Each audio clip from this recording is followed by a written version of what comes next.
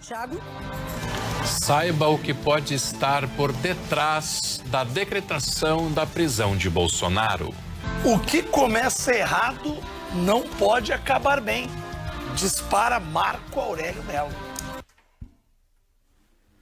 Olá pessoal, sejam todos bem-vindos ao canal. Se gostar do conteúdo, inscreva-se, curta, comente, compartilhe. Bom, eu estou fazendo esse vídeo aqui porque ele remete a um outro vídeo que eu publiquei, que o título é "Será que você sabe mesmo o que eles querem?", que é um vídeo que remete à utilização de meios de comunicação como um instrumento e como máquina de propaganda para a implantação, consolidação e manutenção de regimes totalitários, ditaduras, tiranias ao longo da história.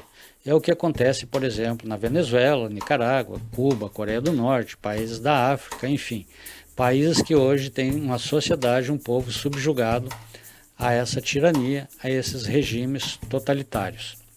Como máquinas de propaganda são utilizadas e sempre foram utilizadas pelas ideologias ao longo da história, com uma diferença. Por exemplo, na implantação desses regimes, eles se deram de duas formas, ou através de revoluções, como aconteceu em Cuba, uma cisânia, como aconteceu na Coreia do Norte, Coreia do Sul, que foi a implantação do regime norte-coreano, né? Ou através da implantação do socialismo, que entra por uma via democrática durante a implantação, e aí me remete a outro vídeo que eu fiz, que é a teoria do sapo na panela, que você colocar um sapo numa panela de água fria, ele vai se sentir confortável, porque afinal a água é o ambiente dele. Você pega a panela, coloca no fogo, começa a esquentar, aos poucos a água vai amornando, o sapo está ali, está tranquilo, enquanto ele está confortável. A partir do momento que a água começa a ferver, ele fica desconfortável, mas seus membros aí já estão completamente adormecidos, ele perde o sentido e ele vai tentar pular fora e não consegue mais. É o que aconteceu em muitos desses regimes, como por exemplo a Venezuela, onde o povo venezuelano foi subjugado como sapo na panela. Quando eles tentaram pular fora era tarde demais, eles foram cozidos, não conseguem mais. Inclusive eu já vi entrevistas de venezuelanos que não culpam o regime, não culpam o Maduro, não culpam nem sequer o próprio Hugo Chávez, que implantou o bolivarianismo, o totalitarismo e o socialismo. Eles culpam seus pais, seus avós, que permitiram que isso acontecesse e que agora eles não conseguem mais se livrar desse regime. Então a máquina de propaganda sempre foi um dos pilares. Por exemplo, na União Soviética, o Pravda, que na época eles detinham o domínio dos rádios, dos jornais, especialmente, que eram os meios de comunicação da época. Depois veio a televisão, enfim. O Pravda sempre dominou através da estatização e da informação centralizada. Então a política utilizava os meios de comunicação para manipular, doutrinar, distorcer, deturpar as informações, que elas chegassem de forma que atendesse aos interesses do próprio regime, da própria ideologia. Então a gente está diante desse cenário. A gente percebe que isso sempre foi utilizado como um método, sempre foi um método de implantação do totalitarismo. Acontece que hoje em dia esse método ele não se aplica mais, porque a informação hoje é distribuída, descentralizada, em tempo real. Então não adianta eles quererem ter o domínio dos meios de comunicação. E por que esses meios de comunicação são cooptados e aderem a esses ideários, a essas ideologias? Primeiro, porque eles têm um interesse que concorre, um interesse que se confunde com os interesses ideológicos do regime, ou hoje em dia do consórcio. Ou seja, eles querem implantar uma pauta, eles querem implantar toda uma agenda que concorre, que está alinhada com esse consórcio, com esse ideário. E então eles acabam aderindo. Não importa se isso é totalitário, autoritário ou antidemocrático. Para eles o que importa é dissolver a oposição, perseguir a oposição, para que ela deixe de existir e eles possam implantar o seu ideário, seja ele o ideário woke, progressista, seja lá como você quiser dar a roupagem ou dar a forma. É a nova forma, a nova roupagem do bom e velho marxismo, ou seja, você persegue opositores, cala a oposição, cala os adversários, prende, você tenta de uma forma ou de outra extinguir, eliminar e dizimar qualquer tipo de oposição. Não existe nada mais antidemocrático do que isso. E eles usam argumentos como a Cuba sempre usou, por exemplo, quando houve os embargos em Cuba, de ataque à soberania. Soberania quando países democráticos, países livres, a resistência do mundo livre, do mundo civilizado, sempre impôs sanções, sempre impôs medidas econômicas. Inclusive eu tenho outro vídeo onde eu falo isso, como essas sanções não são algo que está acontecendo agora, que surgiu agora, não. O mundo livre sempre resistiu a isso, a essas ditaduras, inclusive durante o período da Guerra Fria. Foram essas medidas, essas sanções, que ajudaram a derrubar o Muro de Berlim, a reunificação das Alemanhas e também acabar com o bloco soviético, né? Livrar o leste europeu da cortina de ferro. Então, sanções e medidas econômicas sempre foram tomadas ao longo da história contra ditaduras. Inclusive, nesse vídeo que eu falei do Hugo Chávez, ele reconhece que Cuba é uma ditadura, mas ele usa aquela boa e velha expressão de autodeterminação dos povos, que ninguém pode reagir contra a ditadura cubana, porque seria uma invasão, um ataque à soberania cubana. Então eles usam isso como argumento subterfúgio, nada mais do que subterfúgio, que a soberania pertence, em última análise, ao povo, à sociedade de qualquer nação, de qualquer país, não ao regime, mas eles querem colocar como a soberania sendo uma coisa estatal e qualquer ataque ao regime seria por ilação e por ligação um ataque à soberania, quando não é verdade. Não existe soberania sem liberdade, sem livre iniciativa e sem democracia. Então só existe soberania em regimes, em países, melhor dizendo, em países e nações democráticas, porque a soberania pertence ao povo, não pertence ao regime, ao Estado, quando o Estado é representativo através de suas instituições. Quando suas instituições deixam de representar o interesse soberano do povo, aí não há mais soberania, aí a soberania já foi para o espaço, aí já é totalitarismo em estado puro. Então essa perseguição, essa prisão de opositores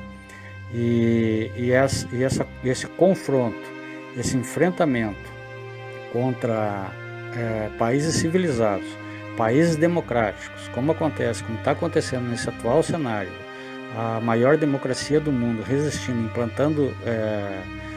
implantando sanções, inclusive para defender a soberania deles, a sua soberania, porque eles também estão sendo de forma, como um dos efeitos da perseguição política no Brasil, eles também estão sendo atacados, cidadãos americanos sendo perseguidos, empresas, corporações americanas sendo perseguidas. Eles também entendem que eles devem dar uma resposta, então eles é que estão defendendo a soberania deles.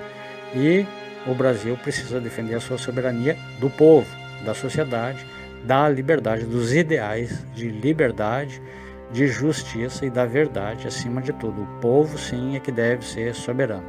Então, prisão de opositores e quando a gente fala aí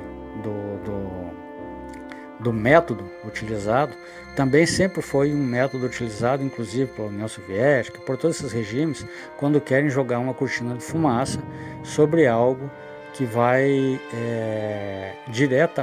atinge diretamente o próprio regime, o próprio establishment, o próprio mecanismo que eles estão utilizando, como está acontecendo agora, como o Thiago Alves coloca aí na sua análise, no seu comentário, como eu estou trazendo aqui para vocês, uma análise, um comentário, uma opinião do Thiago Alves, que é um comunicador aqui do programa Atualidades Pampa, é um programa local aqui no Rio Grande do Sul, Porto Alegre. O Thiago é vereador também em Porto Alegre, ele tem é um posicionamento político muito claro, tem todo um embasamento.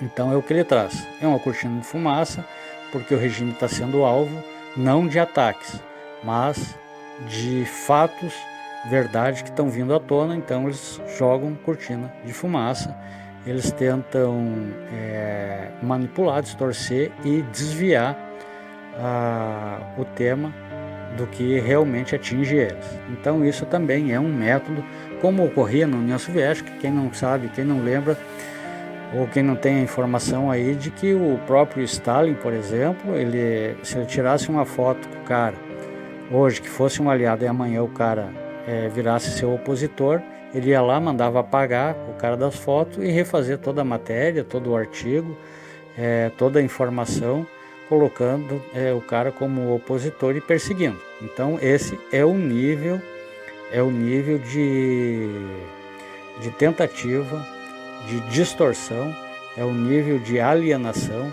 e de deturpação, da forma mais abjeta possível. No caso aqui, todo esse consórcio, uma grande parte do consórcio em si, tem como objetivo a implantação de uma pauta, de um ideário que é alinhada com os ideais do regime, do consórcio como um todo, né? Todo mundo sabe quem faz parte desse consórcio, e eles precisam eliminar qualquer oposição, porque a oposição em regimes democráticos sempre vai ser aquela força de equilíbrio dentro da sociedade que vai designar os destinos da nação, do povo, de uma forma aí sim soberana, livre, de acordo com a vontade popular, não através da implantação, fazendo com que opositores deixem de existir, eliminando opositores para implantar suas pautas, suas agendas, seu ideário, sua ideologia. Então vale aí a reflexão, como diz o Thiago aí, eles jogam uma cortina de fumaça, ao mesmo tempo que eles procuram colocar essa perseguição a opositores, prender opositores de forma arbitrária e indevida, e vão ter que sofrer as consequências. E as consequências a gente sabe o que está acontecendo aí, o que está rolando, e o que isso pode acabar afetando as instituições, que devem retomar o caminho da normalidade, sair dessa instabilidade, normalizar, para que o povo, a nação, a sociedade volte à sua normalidade. É preciso enfrentar todo esse mecanismo, todo esse consórcio e restaurar a verdadeira soberania do povo. Então é isso que está por trás aí de todo esse cenário que a gente está acompanhando aí, a prisão do Bolsonaro totalmente indevida, sem fundamento, porque os argumentos utilizados, eles caem de maduro, caem por terra, diante dos fatos em si, ou seja, não se sustenta. Essas narrativas não passam de narrativas, não passam de métodos, até certo ponto já desesperados para implantar, porque eles não conseguem mais voltar atrás, eles se perderam. Como diz o Stephen King, quando o grande problema de você dizer uma mentira é que depois você vai ter que inventar 10 mil outras mentiras para sustentar a primeira. Ou seja, entrou num caminho errado, como diz o ex-ministro Marco Aurélio, tudo que começa mal termina mal, e tudo que a gente quer agora é que se restaure a normalidade, e que de uma vez por todas a gente pule fora dessa panela, não sejamos sapo na panela, não sejamos cozidos por esse ideário abjeto, totalitário, que não condiz mais com a nova realidade desse novo mundo de informação distribuída, descentralizada, onde as pessoas têm acesso e podem opinar e podem se manifestar em tempo real. Não tem como impedir as mudanças. Tá bom, galera? Então fica aí a reflexão. Abraços, beijos no coração. Mais uma vez o convite para visitar o canal, se inscrever aí, dar essa força, curta, comente, compartilhe. Beijos no coração, fiquem todos com Deus. Abraços. Eu trago uma análise já a respeito dessa prisão e me parece muito estranho o fato de que essa prisão domiciliar... Na verdade, o Bolsonaro já estava preso, né? Só com algumas diferenças, depois o Vitorino vai trazer a questão jurídica. E a gente sabe que ele já está condenado. O Gilmar Mendes já abriu voto no Twitter. Durante o julgamento, o Moraes também já praticamente abriu voto. É só protocolar. Mas me estranha essa prisão domiciliar no mesmo dia em que veio a público a chamada Vaza Toga Files. Provavelmente você não viu em nenhum outro canal grande de comunicação, em nenhum outro jornal do sul do país, mas aqui na Pampa, onde a gente tem liberdade, talvez eu seja o primeiro a falar numa emissora de televisão aberta a respeito do Vaza Toga Files, que 6 GB de documentos que mostram e comprovam que Alexandre de Moraes agiu ao arrepio da lei. Isso que a gente vem fazendo aqui, vem trazendo aqui. Aliás, o jornalista David Agape, que é o jornalista que teve a coragem, junto com o Schallenberger, um americano, de publicar, ele disse que ofereceu, Vitorino, para todos os grandes jornalões do Brasil, e o máximo que disseram foi: o teu trabalho é muito bom, mas se a gente publicar isso, a gente está ferrado. Então existe um site, inclusive, ainvestigação.com. Depois do programa, dê uma olhadinha e tá tudo lá, tintim por tintim. Em português. Em português e em inglês, se quiser mandar para fora do Brasil. O juiz da custódia, da audiência de custódia, quando termina ali por março de 2023, ele chega a dizer: valeu, pessoal, estou me despedindo agora e que esse pessoal tenha o que merece, a prisão. Esse o juiz que fez as audiências de custódias do 8 de janeiro. São 6 GB de documento, o relatório é extenso e não vai dar para falar tudo aqui, isso ainda vai ser desmembrado. O relatório dá nome... Nome, sobrenome, função, sobrenome, que fez investigação. A equipe que selecionou quem deveria ser processado, quem deveria ser preso. Isso. Então, lembra da questão de ter criatividade? Aqueles foram os primeiros documentos, Vitorino, que foram vazados. Agora nós temos, então, tintim por tintim, tudo que foi transgredido, né?